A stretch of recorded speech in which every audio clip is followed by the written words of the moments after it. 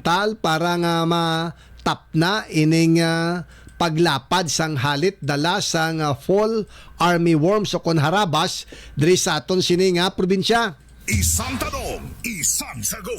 Straight to the point. Ara sa linya ang aton Provincial Legal Officer kag Acting Provincial Administrator Attorney Albert Nilias. Attorney Nilias, this is Radyoman Johnny Bigay kag Radyoman Sir Santillan. Maayong aga, Attorney.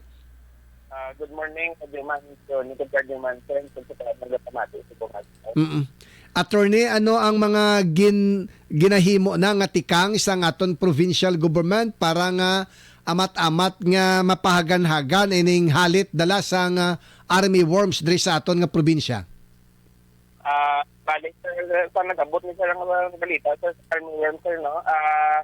Ang aton ang PGNO no nagbakal na sang 3 million sa balor nga mga insecticides no para patuan ini. Tapos ang aton OPA coordinate man sa mga LGU sa Southern Negros, labi na gid sa Port Francis District, paano ini-implement no ang effective nga pagtapda sa mga pagpatay sa mga armyworm. Nag-coordinate man ang aton OPA sa ibang pagganganas na government agencies no, like the Department of Agriculture and FRA. May mga UP Los Baños experts sa Attorney Nilias nga mag-aabot sa probinsya nga mag-assister sa aton sa pagtapna sini sang army worms? Bali base sa aton OPA sir no, miyara ko no nga mga eksperto halin sa I think sa UP no, mabulig gid kung paano ini taplaon ang armyworm. Okay. Ining mga insecticides nga ginbakal sang provincial government, paano na to nini i-distribute, Attorney? Bali sir, i-distribute ni sir sa mga naapektuhan sa armyworm sir no. So far sa report ng OPA sir, ang naapektuhan sir ang mga ano pa lang sa South Negros no, sa 4th sa 5th district, kundi lang ko sala, ang Kabangkalan, Binalbagan, Hinamailan, Dumiara, pagit kita damay sa 3rd district, no, ang Mulsa. Magluwas sa sining mga ginabakal naton nga mga insecticides sa Attorney Nilias, may mga financial assistance nga pwede ma-extend ang provincial government sa mga apektado nga mga mangunguma? So for sir tanawon tanay sir no tunan tanay sir kung effective na sir ang ining pesticide measure kung province sir no tunan ta lang sir kung depende sir kung ano ang mabulig sa mga farmers sir. Sige. On the other hand, Attorney Nilias, ining pagpanghimos sa mga stray dogs and stray cats dira sa Mambukal Mountain Resort sa Provincial Veterinarian Office, anong rason sa likod sinidri, Attorney?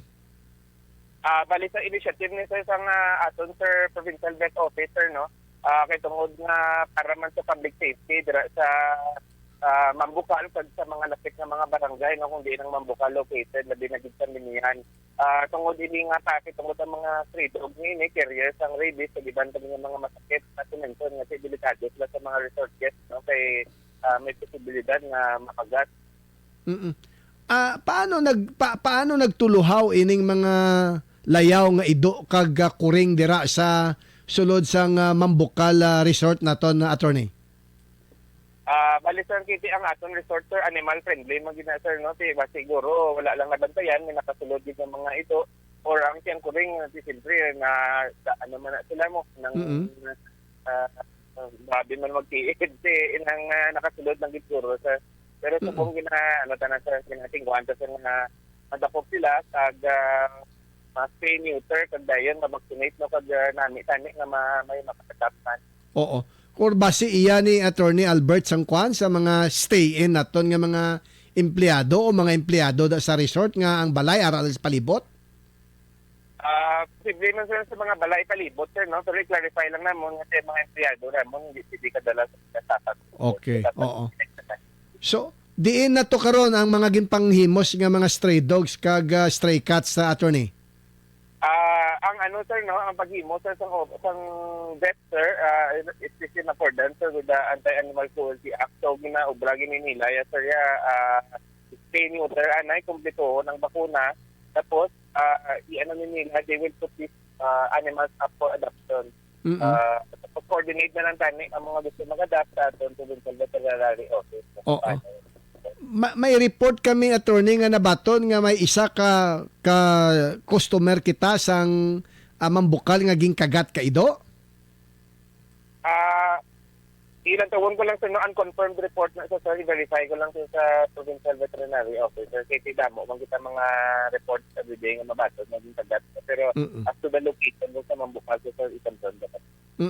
And speaking of mambukal, attorney, ang ano ng update sa anay manager dira nga ginpapanaogan naton sang show cause order for the unexplained o kung mga unliquidated nga mga cash advances kaya at the same time ang daw fiscal mismanagement nga nanutaran niyo dira in the past. Sir, bali sir, subong sir ang investigation sir ongoing pa sir, no? Pero araw na sir sa final stages ya. Gamay na lang gid sir nga ulat sir kung may napagawa na kami nga report sir. And then subject to approval sa aton department. Okay, so mga we are about to terminate na sang investigation, attorney. Yes sir, that is correct sir, na ma-terminate na to sir sa investigation to sir kag mapagawa na kami recommendation na kung whether or not kailangan mag-i administratively charged ang mga person. Okay. Attorney, on the other hand, any update sa aton nga bulk water project, may schedule na kita liwat after nga gin postpone naton ang na-schedule tani sang nagligad nga bulan nga bidding? Bali sir, wala na sir, gin-postpone sir, no? Extend to sir. Extend, okay. Period, sir. In-extend to October 28, 2024, sir. Ano nito sir, no? Sunod nito sir sa mga luyag ng sa leaders, sir, na i-extend tani kuno ang bidding para mas mayo kuno ang ma-formulate nila nga mga bid para sa aton man mga pumuloyo sa nag-process.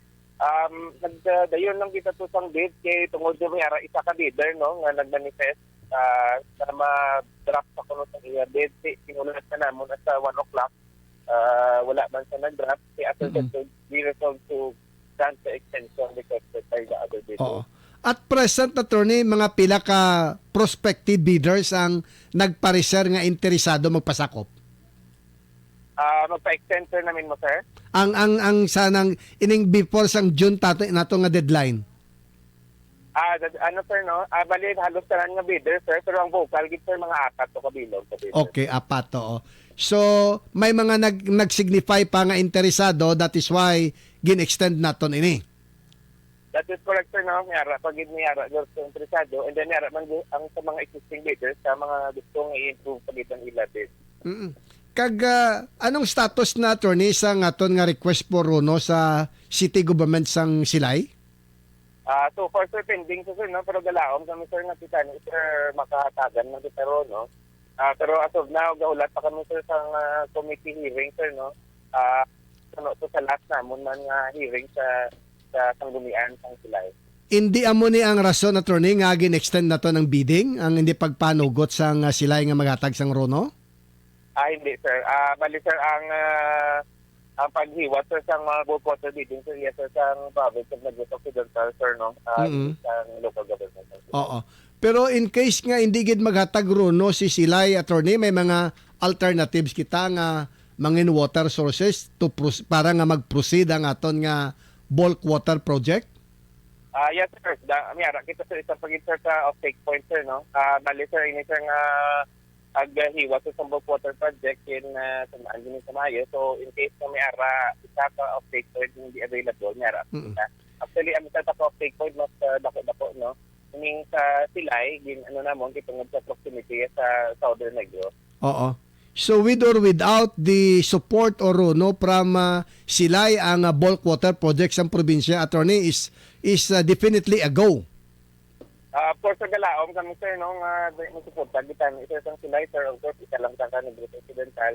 Pero kung if ever ano man gid sir, no, wala ro no sir, you cannot deprive the water, the Negrenses no, the basic right to water sir. So all systems go back on to Attorney Albert Nilia, salamat nga madamo sa mga time mayong aga attorney. Pwede man may aga man kag sa tanan din. Okay. So salamat Attorney Albert Nilias, no. So amo na ang ginalanto manaton nga rason nga posible basi isa man ini siya, no, mga makapa-delay Sir Johnny ang ining way paghatag sang resolution of no objection